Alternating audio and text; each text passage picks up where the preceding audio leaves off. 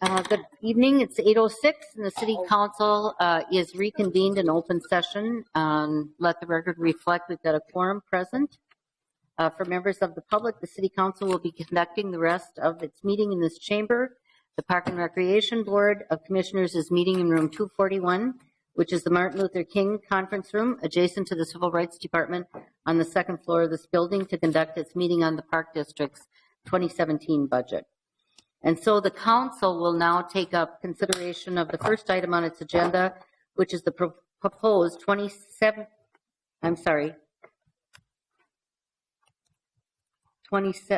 should this be 2017, Mr. Carl, 2016?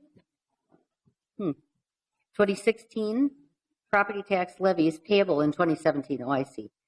To do that, I will recognize Councilmember Quincy to present the report of the Ways and Means Budget Committee. Subcommittee. Councilmember Quincy. Thank you, Madam President. On behalf of the Budget Subcommittee, I'd like to move adoption of a resolution approving the 2016 property tax levies to be paid in 2017. Okay. I should point out to council members that we have in front of us a white folder that has all the language for the resolution. So Councilmember Quincy has moved the resolution approving the 2016 property tax levies payable in 2017. For those of you who also have the agenda in front of us, we've got some typos. Mr. Carl, can you point those out? That's why I was confused, I think.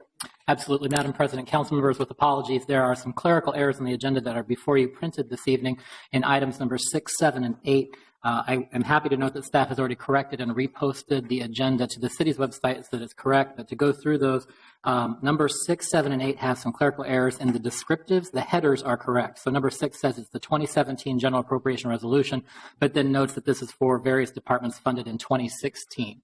So that should also be 17 down in the descriptive of item number 6. Item 7 is for the 2017 to 2021 five-year capital program, but the descriptive says 2016-20. So that's an error. It should be the 2017 to 2021. And also number 8, which deals with the 2017 capital improvement bonds associated with that year, it should say 2017 in the body, not 2016. So again, with apologies, those are clerical errors on the agenda within the descriptives under those items. We've corrected and reposted that already on the city's website, and we'll correct that in the marked agenda that's posted after this hearing. Okay, thank you, Mr. Carl. Any discussion on the tax levies? Councilmember Quincy has moved the levies as recommended by the Board of Estimate and Taxation and the Ways and Means Subcommittee. Any discussion? I'm using speaker management, so if anybody cares to speak, sign up. Seeing none, clerk, call the roll. Councilmember Fry. Aye. Palmisano. Aye. Gordon. Aye. Kano. Aye. Reich. Aye. Bender. Aye. Glidden. Aye. Yang. Aye. Johnson. Aye. Quincy. Aye. Warsami. Aye. Goodman. Nay. President Johnson. Aye. There are 12 ayes and 1 nay. That's levy. Those levies are adopted. Next, we have the general appropriation resolution for 2017. Councilmember Quincy. Thank you, Madam President. On behalf of the Budget Subcommittee, I'd move adoption of a resolution establishing operating budgets for departments under the City Council and fixing the maximum amounts to be expended by city departments in fiscal year 2017. Okay, Councilmember Quincy has moved the resolution establishing the operating budget for the departments under the City Council and fixing the maximum amounts to be expended in fiscal year 2017.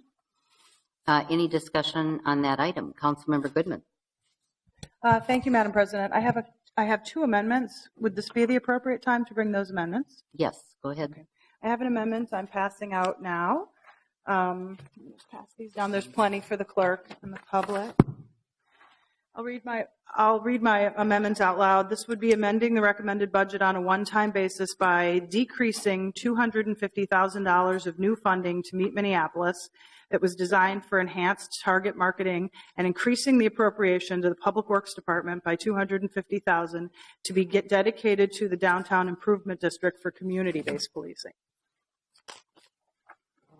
Councilmember Goodman has made a motion to decrease the Mayor's recommendation of new funding to Meet Minneapolis that was designated for enhanced target marketing and increasing the appropriation to Public Works Department by $250,000 to be dedicated to the Downtown Improvement District for community-based policing strategies. Councilmember Goodman, did you wish to speak to your motion?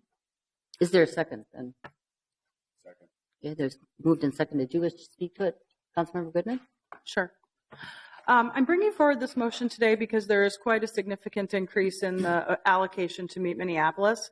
And I can live with that increase in the allocation. But one of the things that's discussed at Meet Minneapolis a lot is the situation with crime and safety downtown.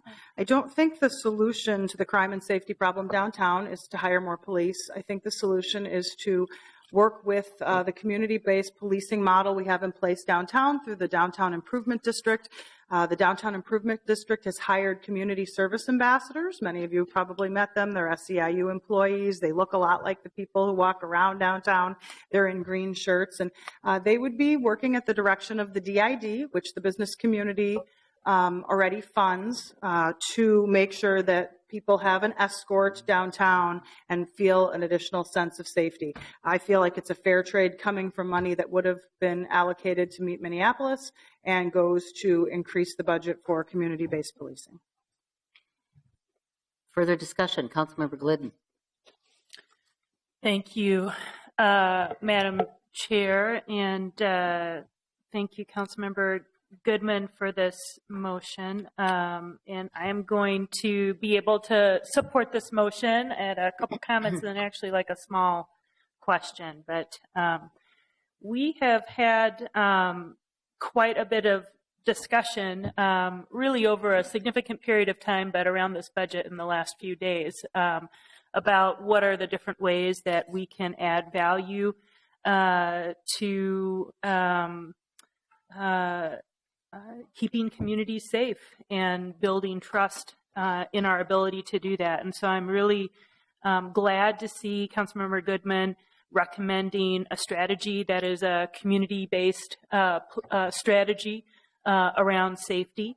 I know that there have been several initiatives that have been targeted around the downtown area that have involved personnel that are not police officers, but civilian positions, some through community organizations, some through public staff that have a goal to reduce crime.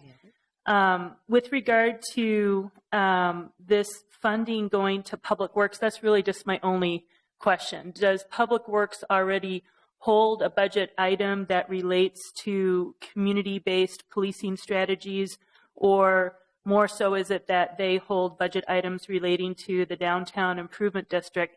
And I ask this just because I know there's other funding streams, such as one that goes to the Youth Coordinating Board through the Health Department that has a very effective and well-regarded, again, more, I think, youth and young adult-based community safety strategy work that is of outreach work in downtown. So that's why I just asked why this location within the budget. I'll let Councilmember Goodman respond. Thank you, Madam President. Council Vice President Glidden, the Public Works Department manages the DID contract. So rather than having the money, because it's a special services district, it goes through the Public Works Department. And the line items for accountability within the special service district taxing authority that we have a process through the Public Works, Transportation Public Works Committee that renews that contract annually. And I don't want to reinvent the wheel. Their mission is clean, green, and safe. Their safety strategy is a community-based policing strategy. I want to increase their budget for that. It goes through Public Works simply because it's a special services district. Councilmember Gordon and then Madam Mayor. I'm supportive of this motion too, and I just wanted to note that as far as I know, as chair of the Youth Coordinating Board, the Downtown Improvement District actually provides the funds. So the funds for our youth workers, our outreach workers downtown comes through, much of it, and I think now maybe all that we have comes through the Downtown Improvement District. So that would make, I'm sure, that part of the mix about community safety strategies as well, and another tool they could use. Madam Mayor. Thank you very much, Madam President. And, I support Meet Minneapolis and the work they do. I think it's crucial moving forward. I put the dollars in the budget to make sure that we are taking advantage of these big opportunities that we have coming. That said, it's hard to argue that the public safety issues are important. Clearly, they're important to Meet Minneapolis, and understand where this is coming from. Any further discussion on Councilmember Goodman's amendment? Seeing none, all in approval say aye. Aye. Opposed? That carries. Councilmember Goodman?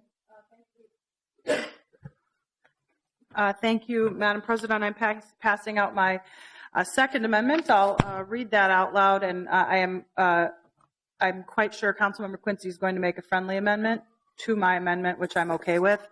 Amending the mayor's recommended budget for community planning and economic development on an ongoing basis by eliminating the $125,000 annual sponsorship payment to Greater MSP, St. Paul Regional Economic Development Partnership, and authorizing one new FTE in the Economic Development Division and appropriating that money to fund the FTE. The purpose of the FTE is to undertake business retention and expansion activities for small and medium-sized businesses, and to work in partnership with the 3 FTEs in the business support team.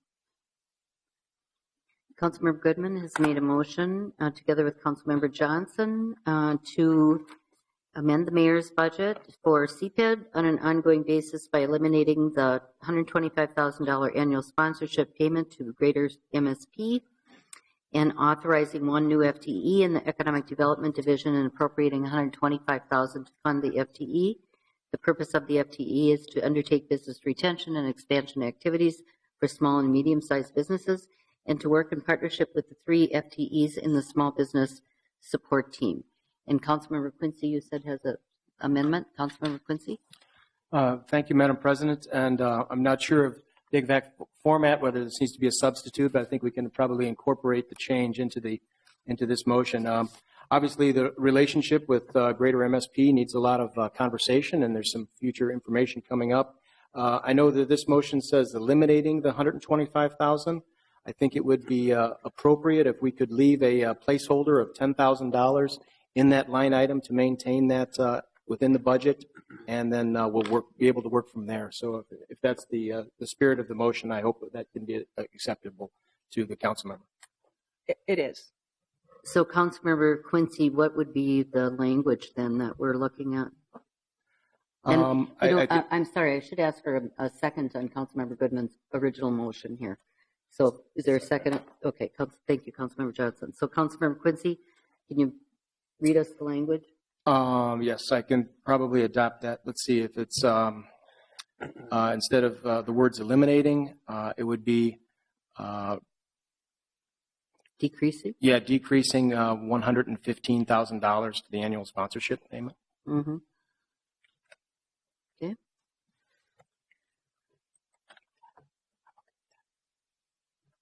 All right. Councilmember Goodman, okay. All right. A second on Councilmember Quincy's amendment? Second. Discussion? Seeing on Councilmember, oh, I'm sorry, excuse me, Councilmember Glidden. Thanks, Madam Chair. And just to make sure that the clerk then gets the reciprocal part of that, which is then the increase in funding is 115 rather than 125. So I just wanted to speak in support of Councilmember Quincy's motion. I did talk to Councilmember Goodman a little bit earlier today, and I had heard about her motion. I told her I was supportive. And I guess it's up to her if she wants to go through kind of what some of the reasons here. But I think it is smart to still keep a placeholder. I think the same message is sent because this is a pretty dramatic and significant difference in how we are participating, but it allows us to still be part of the conversation on whether or not we should remain a member into the future. And so just because we have not had discussion kind of as a whole at the council and some input from staff on that, I do think that is smart. It still sends a very strong message, but allows us to be able to continue that conversation and make sure we have an opportunity, frankly, to have the actual conversation because we didn't discuss this motion at another point during the budget process. So thank you, Councilmember Quincy, for that motion. Councilmember Frye. Thank you, Madam President. I don't support the removal of the $125,000. However, $10,000 is more than zero. So I will be voting yes on the amendment, and I will follow up these comments after the amendment vote. On any further discussion on Councilmember Quincy's amendment? Seeing none, all in approval say aye. Aye. Opposed? That carries. We are back to Councilmember Goodman's amendment. Councilmember Frye. Thank you, Madam President. So by the year 2020, approximately 50% of the workforce will be millennials. 50%, that's an astounding figure. And if it doesn't concern you, it should. And so recruitment and attraction of millennials, both retaining this talent within our city, but also recruiting from other areas is exceedingly important. And I have worked relatively extensively with Greater MSP, specifically on their Make It MSP initiative around this exact idea. And for those reasons, I will not be supporting the Councilmember Goodman's amendment. Any further discussion on Councilmember Goodman's amendment? Oh, I guess what? The Councilmember Goodman. Thank you, Madam President. I do just want to speak a little bit to, and perhaps Councilmember Johnson does too, about where this money would be going. One of the things we heard in the budget process loud and clear that there was a small business navigation issue where small businesses that wanted to start really had a hard time figuring out where they went in order to get help from the city.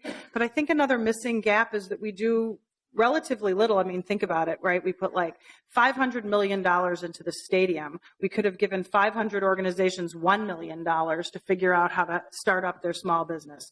So in this case, what we're doing is we're dedicating one staff member to knock on the doors of some of these small businesses and ask them, what can we do to help you expand in the city? You have 6 employees. We'd love you to have 8. What can we do to get you to 8? You make watches. Could you make the watches locally and not in a different location? What can we do to help you expand in our city? So a lot of attention goes to these large TIF deals and the way that we're big on recruiting big business. And in fact, we just had a big victory with Sleep Number choosing to come to Minneapolis and taking up a vacant building without 1 ounce of public subsidy that went into it. But we really need to have a staff person, I think, that goes out and calls on these small businesses. I mean, these family-owned small businesses have no idea how to operate within the city. And if they were thinking about how to expand, they wouldn't have time to reach out to us. So I want to see a position totally dedicated to knocking on the doors of small and medium-sized businesses and asking them, what can we do to help you operate in the city? And if we had success in that area, I would call our economic development strategy a success.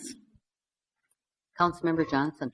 Thank you, Madam Chair. I just want to echo all the comments that Councilmember Goodman made about this. I think, 2,080 hours in a work year, and to have somebody out there that's working hard every single day to attract businesses to our city, to help connect them to the resources they need to grow. And just overall, is that encouragement goes such a long way. I'm doing it in Ward 12, and I'm sure my colleagues are doing it in their respective wards, working to attract small businesses to the vacant commercial spaces. And I know how much a difference it makes to those individuals, those entrepreneurs that are really trying to follow and pursue their dreams, to have that encouragement, to have that helping hand along the way. So I think it'll be invaluable to have somebody tasked full-time with doing that for our small businesses. Any further discussion on Councilmember Goodman's amendment? Seeing none, all in approval say aye. Aye. Opposed? No. That amendment carries. Back to the operating budget. The next person I have in line to speak is Councilmember Bender. Thank you, Madam Chair. I have a motion to amend the budget, which is co-authored by Councilmembers Glidden, Gordon, Palmisano, Marsami, and Reich. And this would be to amend the mayor's recommended budget in the departments of Fire, Public Works, and Health. This is one-time funding that would decrease the fire department's budget by $50,000. This is unused funding that was supposed to go to a technical training program that the partner wasn't able to participate in, and decreasing the Public Works Department by $25,000 from the accelerated LED technology program, which would give a little less money to our acceleration of changing over streetlights to LED technology.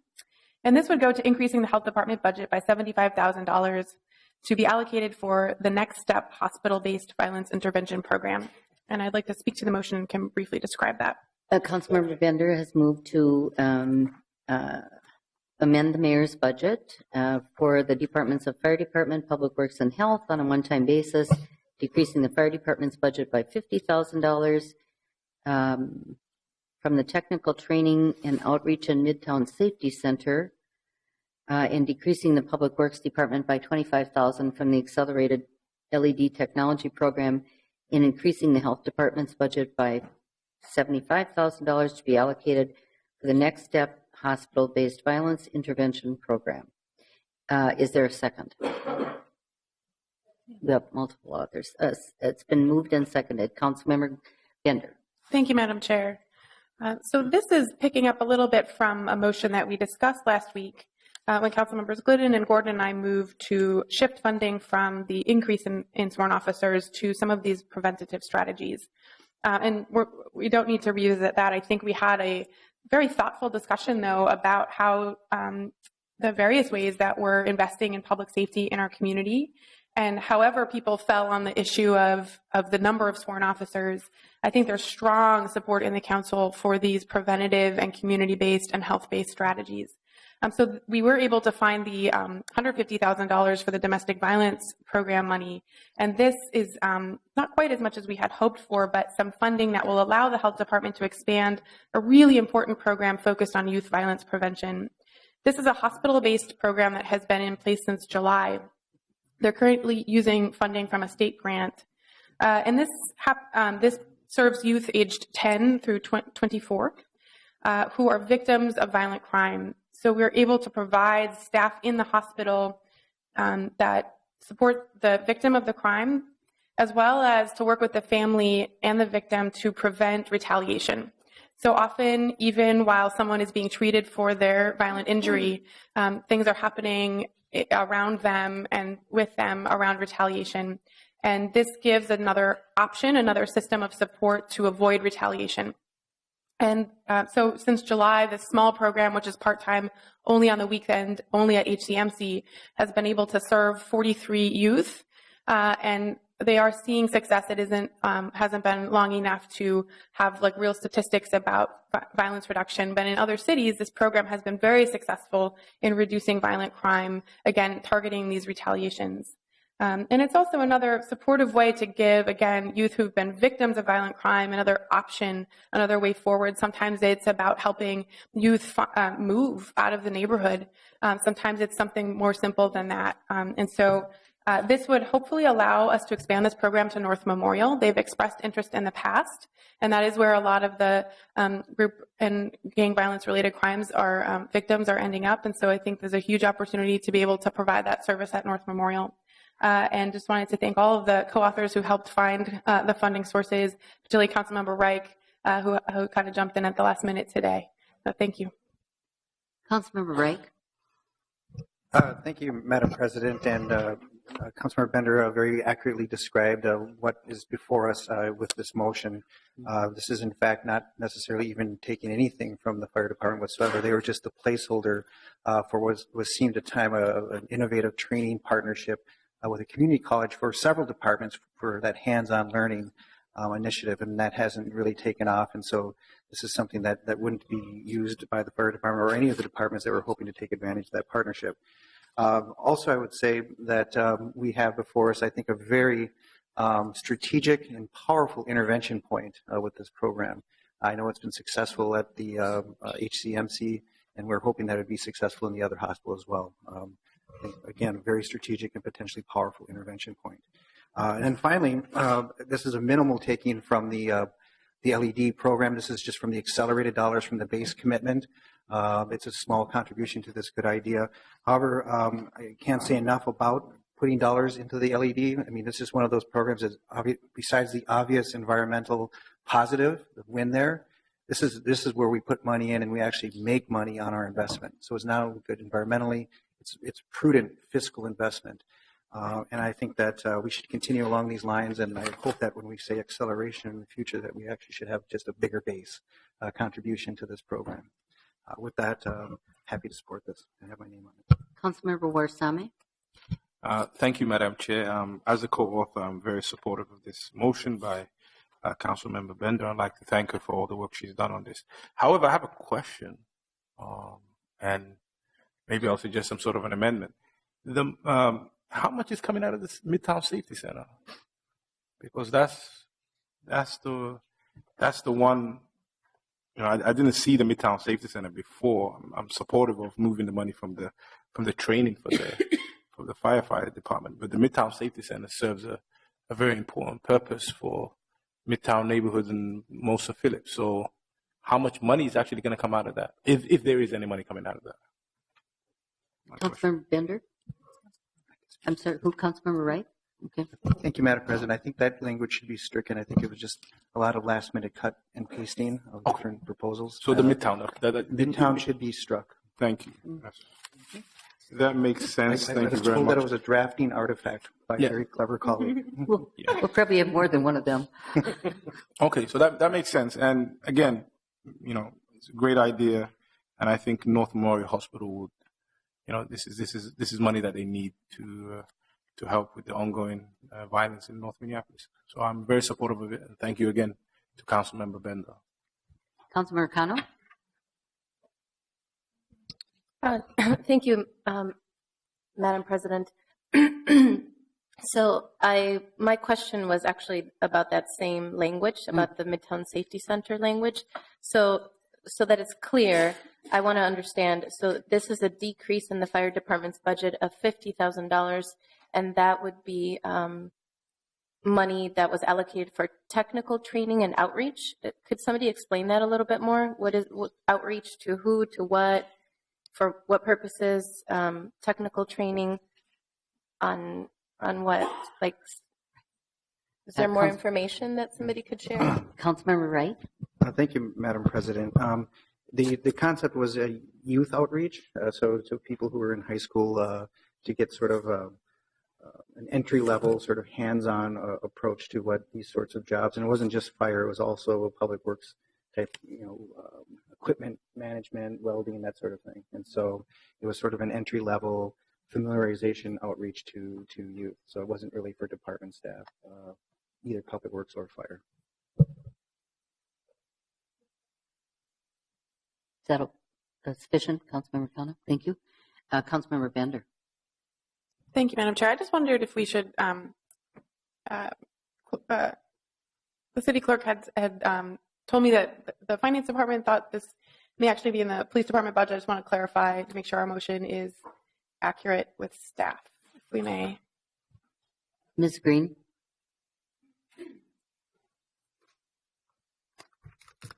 Council President Johnson's committee members, the $42,000 for the technical training and outreach in the 2016 budget is one-time funding, not ongoing funding in 2016. So in order for us to roll this money over into, not roll over, but in order for us to spend this money in 2016, we would be asking to carry over the savings from this program from 2016 into 2017. And also there was $42,000 that was available for this funding in the fire's budget. There was $42,000 in fire's budget and $8,000 that was for the Midtown Safety Center.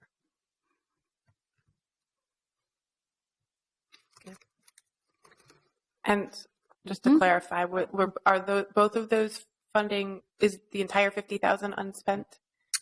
Or was there a distinction between those two sources? Council President Johnson, Councilmember Bender, there's $42,000 available that the fire has not spent. The $20,000 is being spent through the police department in 2016. And that is for this youth outreach. Yes, the $42,000 that was placed in the fire's budget was for youth technical training and outreach. Any further questions, Councilmember Bender? Thank you, Madam President. So I just want to clarify what I believe would summarize what I've heard, that it is in the fire department. But the change then would be to delete the Midtown Safety Center programs, which would reduce it by $8,000. So the total amount to health should be $67,000. using $42,000 from the technical training and $25,000 from the LED technology program. Mr. Carl, you got that? The motion is amending the 2017 mayor's recommended budget for the departments of Fire, Public Works, and Health on a one-time basis by decreasing the fire department's budget by $42,000 from the technical training and outreach allocated in the 2016 budget, decreasing the Public Works department by $25,000 for the accelerated LED technology program, increasing the Health department by the combination of the $42,000 and the $67,000 to be allocated for the Next Step hospital-based violence intervention program. Sound good? Any discussion on that amendment then? I would like to speak if no one else. I just want to support this concept. I'm just going to point out that the fire department, I'm sure, could use another $42,000 or this $42,000 unspent dollars for. They could use it for turnout gear, I assume. They could use it for other uses within the fire department. Am I correct? Council President Johnson, the funding in the 2016 budget is one-time funding, so it's not automatic that it's in the 2017 budget. It will have to go through the rollover process. So amendment to the language that Mr. Call mentioned would have to say that we use the savings from this particular program for the unspent dollars. Yes. The unspent dollars from 2016 at this point will be allocated into 2017 for this Next Step hospital-based violence program. And to answer your question about the turnout gear, yes, the fire department would be able to use those funding for turnout gear, but they would have to do the same thing, make a request as a part of using the unspent funding from 2016. Okay. All right. I also just want to say that while I support this idea, I am disappointed that we have just begun, and I've talked to Councilmember Gordon about this, that this program has actually just begun in July of this year. We have been talking about this for 2 years, and it's been in the budget for 2 years. And I just think that, while I think it's a great idea to expand to North Memorial because they probably get 50% of the, at least, trauma cases that happen in our city, I think we may find it a little more troublesome to get, procedures and policies in place in that hospital. It's going to take as much work as it took in time as it took to get it in place at Hennepin County Medical Center. So I'm just a little challenged by this time-wise. Councilmember Gordon. I appreciate the concern. I think the way that this is written, it could also support the work at HCMC that's going on now, but we also have already heard some interest from North Memorial, and we've got a commitment from HCMC to assist with the protocols and having kind of a leader hospital emergency department willing to work with North Memorial. I think there's hope that it could be expanded there, but either way, I've got assurance that the money will be put to good use. Okay, thank you. Any further discussion on the amendment? Seeing none, all in approval say aye. Aye. Opposed? That carries. Next, I have on the 2017 operating budget, Councilmember Connell. Thank you, Madam President. I'm going to hand out a copy of this staff direction here, and I'll read it as it's being distributed. The staff direction is authored by myself and Councilmember Gordon, and it reads, directing finance staff to report to the Ways and Means Committee no later than the end of the second quarter of 2017 with potential scenarios for the City of Minneapolis to divest and stop doing business with financial institutions that invest in the fossil fuel industry and in projects such as the Dakota Access Pipeline. The potential scenarios review shall include a series of options to meet the City of Minneapolis's banking needs, including but not limited to exploring the possibility of establishing a municipal bank or participating in a publicly owned banking operation. Second. I would like to speak. Councilmember Connell has moved to direct finance staff to report the Ways and Means in the second quarter of 2017 with potential scenarios for the city of Minneapolis to divest and stop doing business with financial institutions that invest in the fossil fuel industry and in projects such as the Dakota Access Pipeline. The potential scenarios shall include a series of options to meet the city's banking needs, including but not limited to exploring the possibility of establishing a municipal bank or participating in a publicly owned banking operation. And that motion has been seconded by Councilmember Gordon. Councilmember Connor, did you wish to speak to that? Yes, thank you, Okay, Madam why don't President. you go ahead. So first of all, I want to acknowledge the community that has come out to speak on this issue in terms of the relationship between the investments of Wells Fargo and the Dakota Access Pipeline and the need to divest and be a part of a national movement on this front. Secondly, I want to thank my colleagues who worked with me on this, primarily Councilmember Jacob Fry, Councilmember Goodman, and various of our colleagues today who will be looking at this and hopefully expressing their support. So we've spent a lot of time talking about the intent of this motion. And for me personally, as a person who wanted to move this forward, it's very concerning to me that the tax dollars of our residents are being funneled into an initiative that is being led by Wells Fargo through a $467 million investment in the Dakota Access Pipeline. And so in this era of uncertainty, in this time of uncertainty that we're starting with a new administration, I think it's really important for us to review our options of what we're going to be able to do in the future months and years to be able to create a more sustainable future, a more sustainable city, a more resilient city, localize our economy, support one another here in Minneapolis, because we just don't know what's going to happen at the federal level. And so in light of the fact that Wells Fargo has also been charged and accused of opening up 2 million fraudulent accounts and taking advantage of not only their employees, but some of their clients, many of their clients. I think this is really important. I think that as we look at the ways that our city invests, not only our time, our policies, our money specifically, we want to be careful about who we are partnering with and why, and being able to signal and take steps towards creating an environment, financial environment, a social environment where we can uplift and protect our water, where we can uplift and protect the future of our communities, and where we won't be held hostage to some of these relationships that are counter to the values and goals of our city, whether it's racial equity or environmental justice, or very specifically the support that we have given and expressed to the Standing Rock Nation in Standing Rock and in the Cannonball River. So with that, I would like to have my colleagues consider this, and please know I appreciate that all the conversations we've had together around the intent and direction of this initiative, which opens up the door to us exploring different ways to manage our banking operations.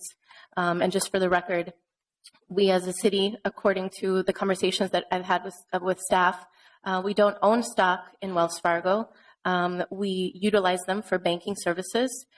We also have our investment managers who are essentially, Wells Fargo has a subsidiary that runs some of our investments. And then we have a direct loan with them. And so there is this relationship that we can use to hold our community and our society and our corporate partners accountable to a better future, to a much more respectful relationship with the earth and the people, and hopefully, the future of our own children, of our own families. Thank you. Councilmember Johnson. Thank you, Madam Chair. I just wanted to thank my colleagues for bringing this forward. I think the potential, especially of a publicly owned bank, is worth exploring. It holds a lot of promise over economic development and job creation, and increasingly building wealth within our communities, and is definitely one that warrants closer attention. And I will note that we are among, if we approve this action today, we'll be among a couple dozen cities around the nation that are currently looking at this option. So I know that the model has been successful elsewhere, especially in the state of North Dakota, and it's exciting to see this motion before us. Thank you. Further discussion on Councilmember Cano's staff direction? Seeing none, all in approval say aye. Aye. Opposed? That carries. Back to the operating budget. Madam President, I have another budget. Oh, I'm sorry. Amendment. Sorry. Yep, I'm sorry. Councilmember Cano. All right. So I'm going to pass this one around. Yes, please. And this is a amending the 2017 Mayor's recommended budget for the Office of the City Assessor, the City Coordinator's Office, and the Health Departments on an ongoing basis by decreasing the Office of the City Assessor by $25,000 and decreasing the City Coordinator's Office by $25,000 and increasing the Health Department by $50,000 to be allocated for culturally relevant community-based intervention and street outreach strategies to help the transgender, American Indian, and young women and girls victims of sex trafficking and commercial sexual exploitation. Directing the Neighborhood and Community Relations Department to transfer their 2016 end-of-year salary savings on a one-time basis not to exceed $25,000 to the Health Department to augment the culturally relevant community-based intervention and street outreach strategies to help transgender, American Indian, and young women and girls victims of sex trafficking and commercial sexual exploitation. Councilmember Cano has moved a number of motions to amend the mayor's budget, decreasing the office of the city assessor by $25,000, decreasing the city coordinator by $25,000, and increasing the health department by $50,000 to be allocated for culturally relevant community-based intervention and street outreach strategies for people involved in sex trafficking and commercial sexual exploitation. And then in addition, directing the Neighborhood and Community Relations Department to transfer their 2016 end of the year salary savings on a one-time basis not to exceed $25,000 to the Health Department for that same strategy. Is there a second? Second. Been moved and seconded. Councilmember Cano, did you wish to speak to that? Yes, thank you. Okay, why don't you go ahead? So over the last 3 years, the commercial sexual exploitation on Lake Street and in our city has grown. There's been a lot of activity where we see that many women in our community are being taken advantage of, either because they don't have living wage jobs, they are stuck in a cycle of chemical dependency, and sometimes are survivors of domestic abuse and domestic violence, as well as other kinds of violence. Mm-hmm. And so I've been lucky to be able to work with our Minneapolis Police Department on addressing that. And it's been about a year and a half since we began working with the city attorney's office and various nonprofits in the community on a monthly basis to talk about what it's going to take to not only reduce the amount of commercial sexual exploitation in our community, but also what it's going to take to prevent it. So this particular investment is addressed to that conversation. To address that conversation, we want to make sure that we are bringing forward solutions that will help us address the root cause of the many challenges that we see in our community as it relates to sex trafficking. As we know that in this specific population and issue, a lot of the women who are the victims of this are American Indian women. And